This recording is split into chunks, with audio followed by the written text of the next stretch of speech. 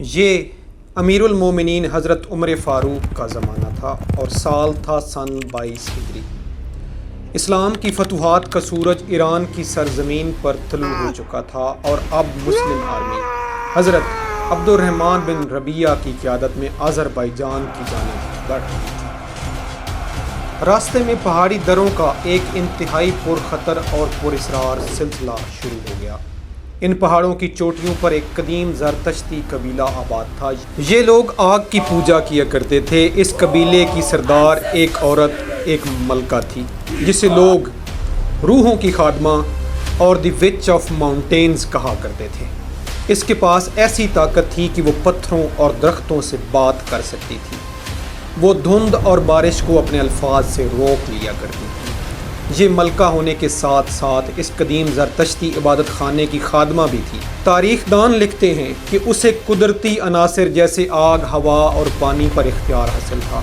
رات کے وقت وہ پہاڑی دروں پر آگ جلا کر تمام راستے بند کر دیا کرتی تھی اور یہ آگ بغیر کسی ایندھن کے رات بھر جلتی رہتی تھی۔ اس پراسرار قبیلے کے بچوں اور عورتوں تک نے یہ قسم اٹھا رکھی تھی کہ وہ کسی غیر قوم کو اپنے علاقے میں داخل نہیں ہونے دیں گے۔ چنانچہ جیسے ہی مسلمانوں کا ایک لشکر عظیم ان پہاڑی دروں میں داخل ہوا تو ہر طرف آگ کے شعلے بلند ہونا شروع ہو گئے، جس کی وجہ سے پیش قدمی کے تمام راستے بند ہو گئے۔ مجبوراً مسلمانوں کو اس پہاڑی کے دامن میں خیمہ زن ہونا پڑا۔ مسلمان یہ سوچنے پر مجبور ہو گئے کہ شاید آگے کوئی انتہائی طاقتور دشمن ہے جس کے پاس کوئی ایسا ہتھیار ہے جو سب کچھ جلا کر بھسم کرنے کی صلاحیت رکھتا ہے۔ مسلمان ابھی اسی کشمکش میں تھے کہ دھند میں لپٹے ان پہاڑوں کی بلندی سے ایک شخص آتا ہوا۔ اس کے پاس روحوں کی خادمہ اور دی وچ آف ماؤنٹینز دائی زہرا کا ایک خفیہ پیغام تھا۔ اس پراسرار شخص نے وہ خط سپہ سالار کے ہاتھ میں دیا اور جواب لیے بغیر ہی واپس لوٹ گیا۔ پیغام پڑھنے کے بعد مسلمان لشکر میں سراسیمگی پھیل گئی، کیونکہ پیغام میں لکھا تھا کہ میں تم سے جنگ بھی نہیں کروں گی اور تم میری اجازت کے بغیر ان پہاڑی دروں میں داخل بھی نہیں ہو سکو گے۔ یہ عجیب و غریب معاملہ تھا۔ اس پیغام کو پڑھنے کے بعد سپہ سالار سمجھ گئے کہ یہ کوئی اور ہی معاملہ ہے، کوئی اور ہی طاقت ہے جس نے پیش قدمی کے سارے راستے بند کر دیے ہیں۔ ایک طرف ایک پراسرار علم کی طاقت تھی تو دوسری طرف ایمان کا جذبہ تھا۔ چنانچہ سپہ سالار عبد الرحمن بن ربیعہ نے فیصلہ کیا کہ ہم اس عورت سے ملیں گے اور اسے اسلام کی دعوت دیں گے۔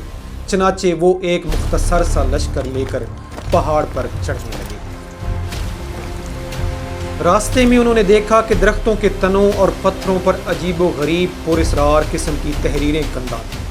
انہوں نے کسی بزرگ سے پوچھا کہ یہ کیا لکھا ہوا ہے تو اس بزرگ نے بتایا کہ یہ اس پراسرار عورت کا عقیدہ ہے کہ زمین رب کی ہے اور بندے بھی اسی کے ہیں۔ آخرکار سپہ سالار اس پراسرار عورت کے سامنے پہنچنے میں کامیاب ہو گئے۔ اس نے عبد الرحمن بن ربیعہ کی طرف دیکھے بغیر کہا کہ میں نے سنا ہے کہ تمہارے رب کی کتاب کہتی ہے کہ زمین بھی رب کی ہے اور بندے بھی اسی کے ہیں۔ تو بتاؤ کہ تم یہاں پر زمین لینے آئے ہو یا ہمیں اس زمین کے مالک سے ملوانے آئے ہو؟ حضرت عبد الرحمن نے آسمان کی طرف دیکھا اور کہا کہ ہم تمہیں زمین کے مالک سے ملوانے آئے ہیں، ہم تمہاری زمینیں نہیں تمہارے دلوں کو فتح کرنے آئے ہیں۔